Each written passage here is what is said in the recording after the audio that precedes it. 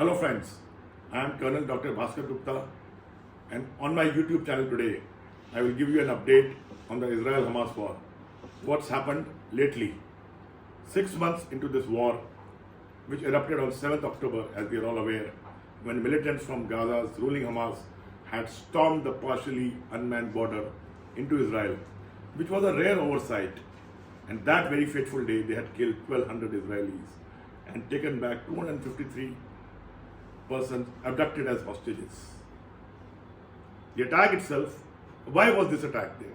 The attack was in response to, as what Hamas claimed, continued Israeli occupation of Palestinian territories, the blockade of Gaza Strip, the expansion of illegal Israeli settlements, threats to the status of the Al-Aqsa Mosque, and of course, against the plight of Palestinian refugees and prisoners who continue to be in Israeli captivity. So why did Israel retaliate? To prove their worth and to prove their might to the world. The retaliation commenced the very next day with a heavy bombardment of Gaza, followed by a ground assault which continues even to this day. Now look at the casualties in this war. Because of this attack, the hospitals which are south of the besieged enclave, where ground ops are now intensifying, a massive humanitarian crisis has erupted. As per the UN Refugee Welfare Organization, which is an aid agency of the UN, the population of northern Gaza and the governorate is down to 3 lakhs, which means 1 in 10 residents has already died there as of date. Thousands more are still unrecoverable under the rubble. Most of the territories, 2.6 million people are rendered homeless. 33,000 plus have been killed, which includes 13,000 children and 8,400 women. 8,000 plus are still missing, with 75,668 wounded. Now let's talk of the hostages. Out of the 256 or 253 hostages that they took, 130 are yet to be returned. If you are aware, 100 plus were exchanged in the last truce of Gaza, which happened 2 months back. However, since then no truce has been possible, and there are fears that nearly 30 of these hostages have already died in the continued Israel Defense Forces assault. As regards the damage, and as per the estimates made by Palestinians, as also the World Bank and UN officials, Israel has damaged, partially or fully, more than 50% of all the homes in Palestine or in the Gaza Strip. As per the International Labour Organization, 90% of the jobs in Gaza's private sector have been lost in the last 6 months. The losses in terms of cost of rebuilding this has mounted to a staggering $18.5 billion, out of which housing has suffered the maximum, worth almost $13.3 billion, and the rest of the $1.7 billion is the loss to business industries and services, and balance some other sectors. As you can see from the images flashed in front of you, the damage to the Al-Shifa Mosque, Al-Shifa Hospital, and the subsequent bombardment. Look at the plight of these children. So now the question the world is asking, is Israel losing its allies? Definitely, the process has started.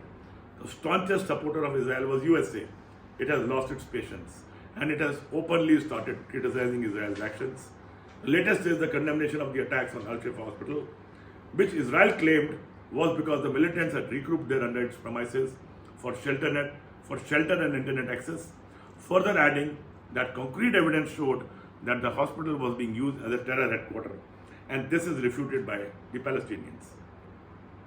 But this loss in this operation of nearly 400 Palestinians living in and around the hospital, including a lady doctor and her son, which has rendered this facility unusable, is what has just sparked the anger and the volley of protest by the Americans.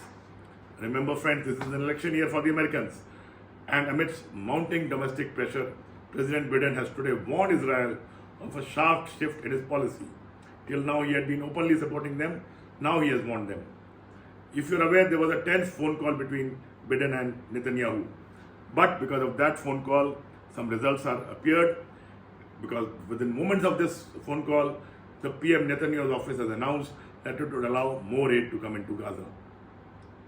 So Biden today has made his support of Israel conditional. He is making it clear that US policy with respect to Gaza will now be determined by Washington's assessment of Israel's immediate action, in curtailing the killing of civilians and aid workers. Lately, friends, the UN Human Rights Commission has called the world to halt the weapon shipments to Israel. On 5th April 2024, in a resolution, the UNHRC has called all nations to stop selling or shipping any weapons to Israel. The aim is to prevent human rights violations against the Palestinians. In this 47-member council, it was voted 28-6 in favor of the resolution, but there were 13 abstentions, including India, which clearly says that India is still supporting Israel, though abstaining and not openly declaring its support. Though this resolution is non-binding, but it is a good move because it's the first such move that puts forth a tangible step against Israel's weapon acquisition. Hence, it is significant. Let's hope the world listens. Let's hope Israel listens and stops this genocide. Thank you, friends. Keep watching my YouTube channel for more updates. And the book is there in front of you, which has been flashed, which contains all the details of my current affairs updates. Thank you. Good day. Jai Hind.